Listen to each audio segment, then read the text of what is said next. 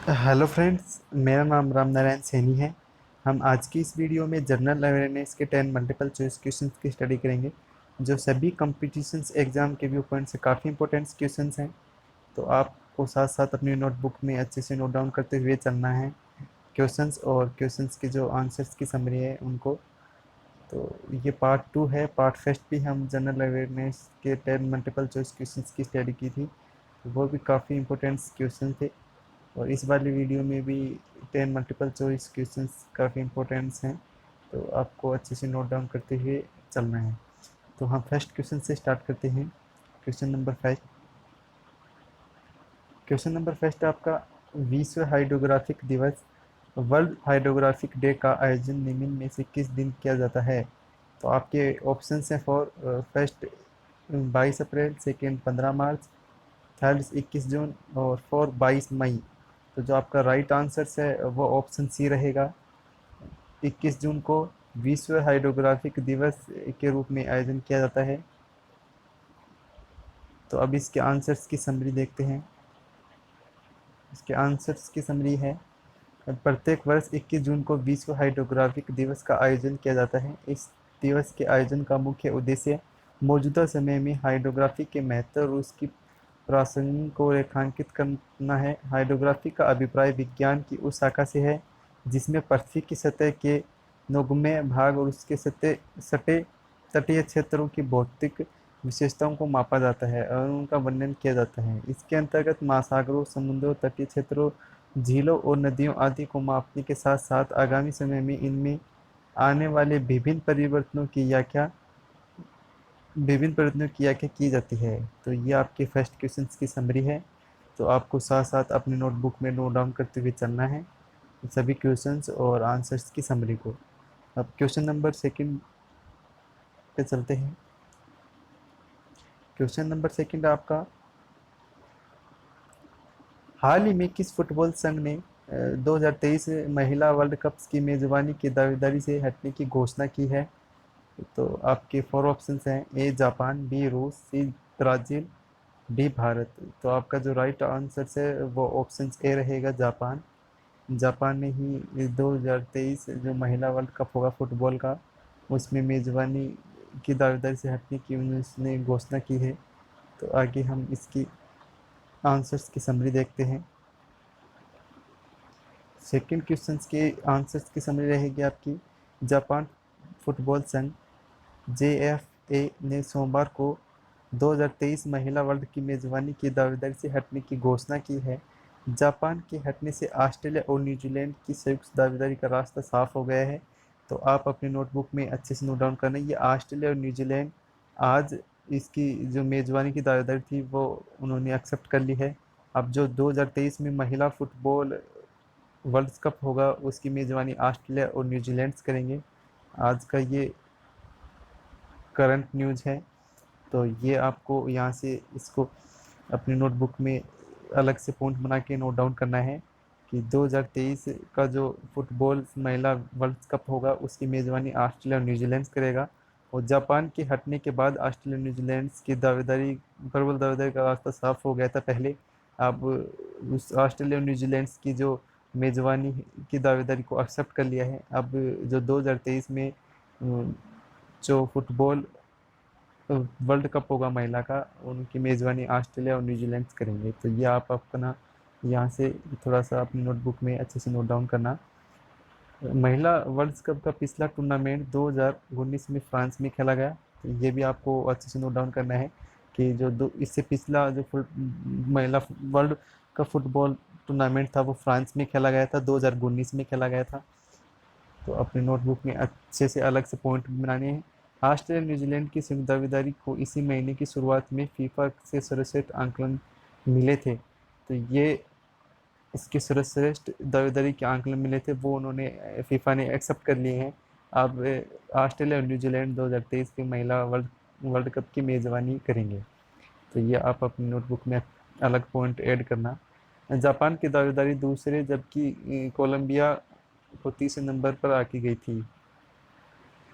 ठीक है, ये क्वेश्चन नंबर 2 का काफ़ी इंपॉर्टेंट क्वेश्चन है। ये इसके आंसर्स की समरी है। तो इसमें आप अलग से पॉइंट ऐड करना कि जो 2023 का महिला फुटबॉल वर्ल्ड कप होगा उसकी दावेदारी ऑस्ट्रेलिया न्यूजीलैंड की फीफा ने एक्सेप्ट कर ली है। अब 2023 का महिला फुटबॉल वर्ल्ड कप होगा वो उसकी दावेदारी ऑस्ट्रेलिया न्यूजीलैंड ने करेंगे। अब नेक्स्ट क्वेश्चन देखते हैं। क्वेश्चन नंबर 3, भारतीय भारोत्तोलन महासंघ IWF ने हाल ही में किस देश के उपकरणों के इस्तेमाल पर रोक लगा दी है? तो ऑप्शंस 4 हैं। ए बांग्लादेश, बी चीन, सी रूस और डी जापान। जो इसका राइट आंसर है वो राइट आंसर रहेगा ऑप्शन बी। जो बी के ही जो उपकरण आते हैं भारत देश में, उन उपकरणों पर रोक लगा दी है भारोत्तोलन महासंघ ने, जो IWF ने। अब जो इसके आंसर्स की समरी देखते हैं, इसमें आंसर रहेगा आपका ऑप्शन बी रहेगा। अब आपका इसमें क्वेश्चन नंबर 3 के आंसर्स की समरी है। भारतीय भारोत्तोलन महासंघ ने चीन से आने वाली उपकरणों को खराब बताते हुए चीनी खेल उपकरणों के बहिष्कार की मांग की है। महासंघ ने चीनी कंपनी जेडकेसी से पिछले 4 साल भारोत्तोलन सेट मंगाए थे। महासंघ ने कहा है कि उपकरण खराब निकलने और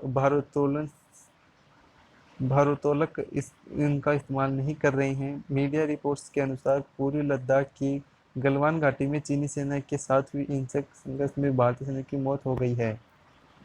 तो ये भी काफ़ी इम्पोर्टेंट है। तो ये आपके थर्ड क्वेश्चन के आंसर्स की समरी है। अब क्वेश्चन नंबर 4 पे चलते हैं। क्वेश्चन नंबर 4 आपका, रिलायंस इंडस्ट्री के चेयरमैन मुकेश अंबानी दुनिया के सबसे अमीर लोगों की सूची में किस स्थान पर पहुंच गए हैं? तो ऑप्शन 4 में फर्स्ट ऑप्शन आपका जो थर्ड रहेगा, बी ऑप्शन 4, सी ऑप्शन 7 और डी ऑप्शन 9। तो जो आपकी जो राइट आंसर्स हैं वो है राइट आंसर आपका ऑप्शन डी। जो 9 पोजीशंस पे रिलायंस इंडस्ट्री के चेयरमैन है मुकेश अंबानी, वो दुनिया के सबसे अमीर सूची में 9वें स्थान पर पहुंच गए हैं। तो अब इसके आंसर्स की समरी की स्टडी करते हैं आगे। इसके आंसर्स की समरी है, रिलायंस रिलायंस इंडस्ट्री के चेयरमैन मुकेश अंबानी की अरबपति की रियल टाइम लिस्ट में 9वें स्थान पर हैं। फोर्ब्स के 10 धन कुबेरों की सूची में अमेजन के प्रमुख जेफ बेजोस पहले स्थान पर हैं। उसके पास करीब 160 अरब डॉलर की संपत्ति है। उसके बाद माइक्रोसॉफ्ट के बिल गेट्स का स्थान आता है। गेट्स के पास कुल 108.7 अरब डॉलर की संपत्ति है। फ्रांस के बर्नार्ड अर्नाल्ड्स और उनका परिवार इसी सूची के तीसरे स्थान पर है। उसके पास 103.2 अरब डॉलर की संपत्ति है। तो ये टॉप 3 हैं। टॉप 3 में भी आप देख सकते हैं फर्स्ट पोजीशंस पे हैं वो अमेजोन्स के जो फाउंडर्स हैं, जो मालिक हैं, वो है जेफ बेजोस, जो पहले स्थान पर हैं। उनके पास करीब 160 अरब डॉलर की संपत्ति है। और जो दूसरे स्थान पर हैं वो माइक्रोसॉफ्ट के बिल गेट्स हैं। तो गेट्स के पास है 108.7 अरब डॉलर की संपत्ति। और फ्रांस के जो बर्नार्ड अर्नाल्ड्स और उनका परिवार इसी सूची में तीसरे स्थान पर है, जिनके पास 103.2 अरब डॉलर की संपत्ति है। तो ये आपके लिए काफ़ी इंपॉर्टेंट क्वेश्चन हैं। ये क्वेश्चन नंबर 4 की आंसर्स की समरी है। तो आपको साथ साथ अपने नोटबुक में अच्छे से नोट डाउन करते हुए चलना है क्वेश्चंस और आंसर्स को। और अब चलते हैं अपन क्वेश्चन नंबर 5 पे। क्वेश्चन नंबर 5 आपका, हाल ही में किस सरकार ने 90 दिन के अंदर राज्य के हर घर में टेस्टिंग करने की घोषणा की है? जो कोरोना की टेस्टिंग है, यहाँ पे थोड़ा आगे लिखना, घर में कोरोना टेस्टिंग कराने की घोषणा की है। तो यहाँ पे मैंने नोट्स में मिस कर दिया यहाँ पे। तो यहाँ पे आप नोट्स में डालना, कोरोना की टेस्टिंग कराने की घोषणा की है वो किस राज्य ने की है, जो 90 दिन के अंदर राज्य के हर घर में टेस्टिंग की घोषणा की है? तो जो इसका राइट आंसर है वो राइट आंसर है ऑप्शन इसके 4 हैं। फर्स्ट में बिहार, सेकंड पंजाब, थर्ड में आंध्र प्रदेश, फोर्थ झारखंड। तो इसका आपका राइट आंसर रहेगा वो ऑप्शन सी रहेगा। आंध्र प्रदेश ने ही अभी हाल ही में 90 दिन के अंदर राज्य के हर घर में कोरोना टेस्टिंग की घोषणा की है। तो अब इसके आंसर्स की समरी देखते हैं। आंसर्स की समरी है, आंध्र प्रदेश सरकार ने 90 दिन के अंदर राज्य के हर घर में टेस्टिंग कराने की घोषणा की है। कोरोना वायरस टेस्टिंग के मामले में आंध्र प्रदेश दूसरे देश में पहले स्थान पर है। आंध्र प्रदेश के स्वास्थ्य विभाग के मुख्य सचिव जवाहर रेड्डी ने के अनुसार सभी जिलों में कोरोना टेस्ट लैब स्थापित कर दिए गए हैं।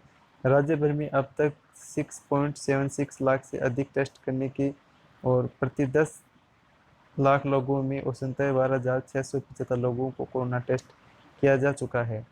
तो ये आपका क्वेश्चन नंबर 5 के आंसर्स की समरी है। अब नेक्स्ट देखते हैं question number 6।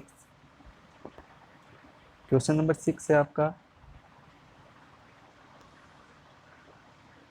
Mahanadi coalfields limited MCL ने हाल ही में किस राज्य में 60,000 करोड़ रुपए की निवेश करने की योजना तैयार की है? तो आपके 4 ऑप्शन में first Orissa, second Punjab, third Bihar और उत्तर प्रदेश।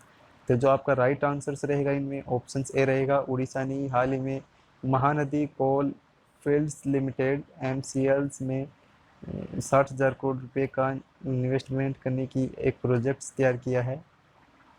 तो वो उड़ीसा है। तो हम आगे इसके आंसर्स की समरी देखते हैं। क्वेश्चन नंबर 6 के आंसर्स की समरी है, कोल इंडिया लिमिटेड की 8 महासंघ कंपनियों में से एक महानदी कोलफील्ड्स लिमिटेड MCL ने सूचित किया है कि कंपनी ने उड़ीसा के लिए 60,000 करोड़ रुपए के निवेश की योजना तैयार की है। वर्तमान में लगभग 30 करोड़ कोयला खदानें उड़ीसा में MCL द्वारा संचालित हैं। तो ये आपके लिए सबसे इम्पोर्टेंट है। जो अभी करंट में लगभग 30 कोयला खदानें उड़ीसा में MCL द्वारा संचालित हैं। अगले कुछ वर्षों में कंपनी ने कोयला उत्पादन को प्रति वर्ष 300 मिलियन टन तक बढ़ाने का लक्ष्य रखा था। इसके लिए वह राज्य में 3 नए MDO खदान विकास और संचालन परियोजनाओं का विकास और संचालन करेगी। तो ये आपका क्वेश्चन नंबर 6 के आंसर्स की समरी है। तो आपको साथ साथ क्वेश्चंस और आंसर्स को अच्छे से नोट डाउन करते हुए चलना है और पॉइंट टू पॉइंट अपने नोटबुक में अच्छे से नोट डाउन करते हुए चलना है। अब नेक्स्ट क्वेश्चन पे चलते हैं। Question number 7।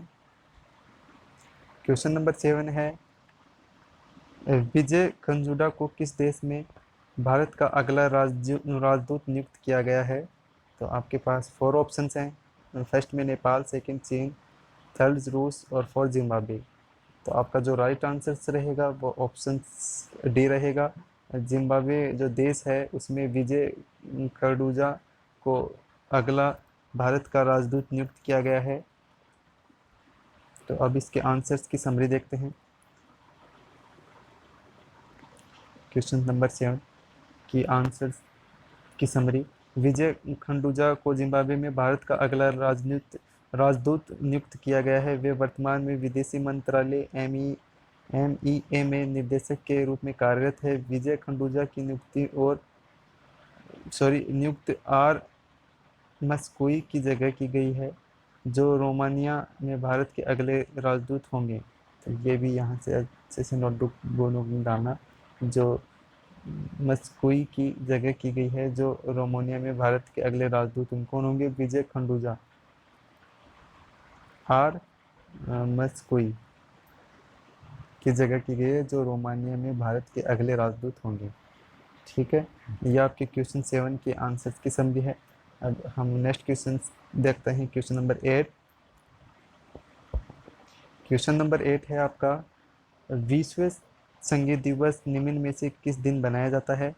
तो 4 ऑप्शन आपके, फर्स्ट 21 जून, सेकंड 15 जनवरी, थर्ड 20 मार्च और डी जो 4 ऑप्शन है वो 11 मई। तो जो आपका राइट आंसर रहेगा वो ऑप्शन ए रहेगा। 21 जून को ही विश्व संगीत दिवस के रूप में मनाया जाता है। तो अब इसके आंसर्स की समरी देखते हैं। प्रत्येक वर्ष 21 जून को विश्व संगीत दिवस वर्ल्ड म्यूजिक डे बनाया जाता है। इस दिवस के आयोजन का मुख्य उद्देश्य संगीत के माध्यम से शांति और सद्भावना को बढ़ावा देना है। विश्व संगीत दिवस सर्वप्रथम 21 जून 1982 को फ्रांस में मनाया गया था। तो ये आपको काफ़ी इम्पोर्टेंट है, इसमें आप अच्छे अलग से पॉइंट बना के डालना कि सर्वप्रथम 21 जून 1982 को फ्रांस में बनाया गया था वर्ल्ड म्यूजिक डे, और वैसे हर वर्ष 21 जून को वर्ल्ड म्यूजिक डे मनाया जाता है। तो ये आपके क्वेश्चन नंबर 8 के आंसर्स की समरी है। अब नेक्स्ट क्वेश्चन देखते हैं, क्वेश्चन नंबर 9। क्वेश्चन नंबर 9 है आपका, पद्मश्री पुरस्कार से सम्मानित विद्याबेन शाह का हाल ही में निधन हो गया है, वे किस क्षेत्र से जुड़ी थी? तो आपके 4 ऑप्शंस हैं, ए डॉक्टर, बी सामाजिक कार्यकर्ता, सी वकील और डी अभिनेत्री। तो जो आप में इसका जो राइट आंसर रहेगा वो रहेगा आपका, वो सामाजिक कार्यकर्ता रहेगा, ऑप्शन डी। तो अब इसके आंसर्स की समरी देखते हैं। जो पद्मश्री पुरस्कार से सम्मानित है विद्याबेन शाह, उनका अभी हाल ही में निधन हो गया। वो किस सेक्टर से जुड़ी हुई थी? वो सामाजिक कार्यकर्ताओं से जुड़ी हुई थी। तो अब इसके आंसर्स की समरी देखते हैं। ये काफ़ी इंपॉर्टेंट्स हैं, अपने नोटबुक में अच्छे से स्टार डाल के अच्छे से नोट डाउन करना है इस पॉइंट्स, इस क्वेश्चंस को और इसके क्वेश्चंस के आंसर्स की समरी को। पद्मश्री, जो क्वेश्चन नंबर 9 है उसके आंसर्स की समरी देखते हैं। इसके आंसर्स की समरी है, पद्मश्री पुरस्कार से सम्मानित और सामाजिक कार्यकर्ता विद्याबेन शाह का हाल ही में निधन हो गए, जिन्होंने 1917 के दशक में शहर के निवासियों के बीच सांस्कृतिक आदान प्रदान की सुविधा के लिए महात्मा गांधी संस्कृत केंद्र की स्थापना की थी। तो ये काफ़ी इम्पोर्टेंट है, महात्मा गांधी संस्कृत केंद्र की स्थापना की थी। जो विद्याबेन शाह ने, जो सामाजिक कार्यकर्ता थी, उन्होंने महात्मा गांधी संस्कृत केंद्र की स्थापना की थी। विद्याबेन शाह को बाल कल्याण के क्षेत्र में उत्कृष्ट सेवाओं के लिए राष्ट्रीय पुरस्कार से सम्मानित किया है। तो ये काफ़ी इम्पोर्टेंट्स है, बाल कल्याण के सेक्टर्स में उन्हें उत्कृष्ट सेवाओं के लिए राष्ट्रीय पुरस्कार से सम्मानित किया गया था।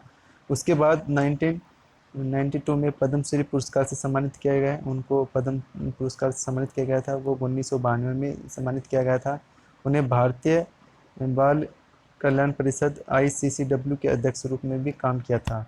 तो ये काफ़ी इंपॉर्टेंट्स हैं तीनों। एक तो 1970 के दशक में उन्होंने सांस्कृतिक आदान प्रदान की सुविधा के लिए महात्मा गांधी संस्कृत केंद्र की स्थापना की थी, और विद्याबेन शाह को बाल कल्याण के जो सेक्टर उसमें उत्कृष्ट सेवाओं के लिए राष्ट्रीय पुरस्कार के लिए सम्मानित किया गया था, और 1992 में उन्हें पद्मश्री पुरस्कार से सम्मानित किया गया था, और ICCW भारतीय बाल कल्याण परिषद के अध्यक्ष रूप में भी काम किया था। ये काफ़ी इंपॉर्टेंट क्वेश्चन हैं।